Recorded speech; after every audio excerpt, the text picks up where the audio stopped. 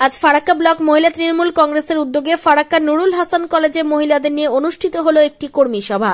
এই কর্মী সভায় উপস্থিত ছিলেন ফারাক্কা বিধানসভার বিধায়ক মনিরুল ইসলাম, জঙ্গিপুর সাংগঠনিক জেলার মহিলা নেত্রী হালিমা খাতুন, বিশিষ্ট শিক্ষাবিদ তথা তৃণমূল কংগ্রেসের অন্যতম নেতা সোমেন পাণ্ডে, অরুণময় দাস, জেলা পরিষদ সদস্য আঞ্জুমারা খাতুন সহ অন্যান্য নেত্রী।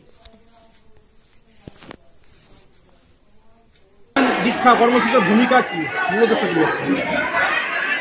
আমাদের রাজ্যের প্রোগ্রাম আমাদের জঙ্গিপুর সাংগঠনিক জেলার সভাপতি হালিমাটি এখানে এসেছিলেন, উনি বলেছিলেন প্রোগ্রাম করবে মেয়েদের নিয়ে।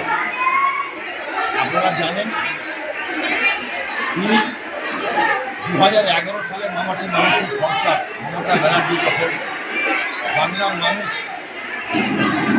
34 বছরের জগত্তর পাথরকে উৎখাত করে মমতা ব্যানার্জিকে সেবা করা পশ্চিমবাংলার মানুষ সিদ্ধান্ত নিয়েছিলেন। মমতা ব্যানার্জির কথায় তিনার উপরে আস্থা ভরসা রেখে দ্বিতীয়বারের জন্য মমতা ব্যানার্জি তার সরকার চালাচ্ছে।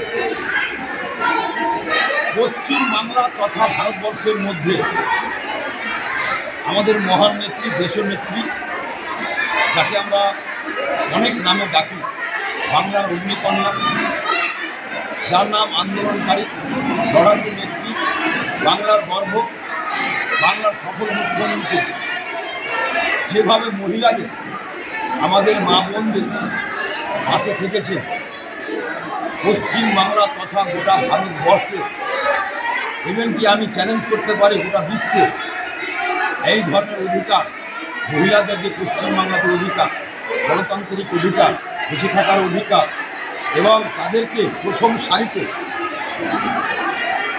ছেলেদের সাথে কোনো রকম ভেদাভেদ না রেখে পঞ্চায়েত ইলেকশনে দেখবেন 50-50 আসন তিনি ভাগ করেছেন।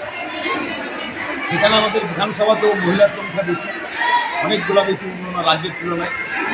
আমরা চাই আমাদের রাজ্যের মহিলারা নিজের পায়ে এবং সরকারের যতগুলো সুবিধা আছে, সুযোগ সুবিধা, সেগুলো পুঙ্খানুপুঙ্খভাবে পাচ্ছে কিনা তার তদারকি করা, বুথে বুথে আমাদের বুকিং করা, সেটা আমাদের মহিলা নেত্রী, আমাদের সভানেত্রী হালিমাদি বলেছেন।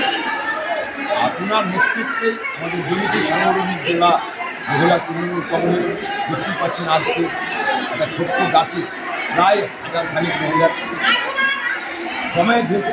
সেখানে আমি শুধু শুভ্রাদি বলবো না, আমাদের স্বপ্নাদিও আসে। আর আমরা সকলে মিলে, আমরা যেরকমই নেতৃত্ব হোক না কেন, মহিলা মাদার, আমরা মাদার মহিলা সব রকম মিলে মমতা ব্যানার্জির সৈনিক, মমতা ব্যানার্জি আমরা বল করছি। যেভাবে রাজ্য জেলা আমাদেরকে নির্দেশ আদেশ দেন, সেইভাবে আমরা প্রোগ্রাম করি।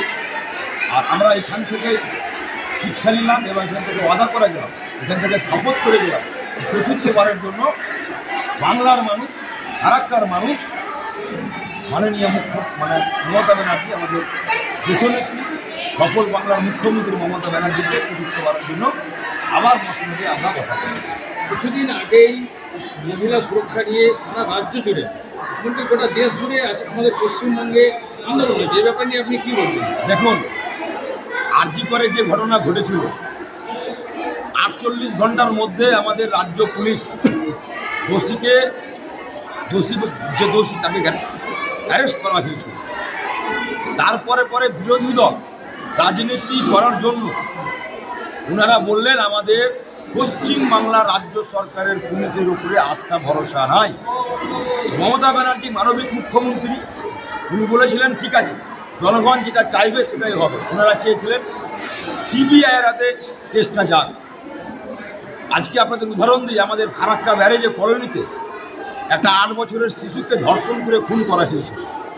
পশ্চিম বাংলার পুলিশ, আমাদের ফারাক্কার পুলিশ, আমাদের বাংলার পুলিশ 7 দিনের মাথায় ফাঁসি সাজাতে নিয়ে আসতে পেরেছে। একজনের যাবজ্জীবন, একজনের ফাঁসি। তাহলে বাংলার মানুষ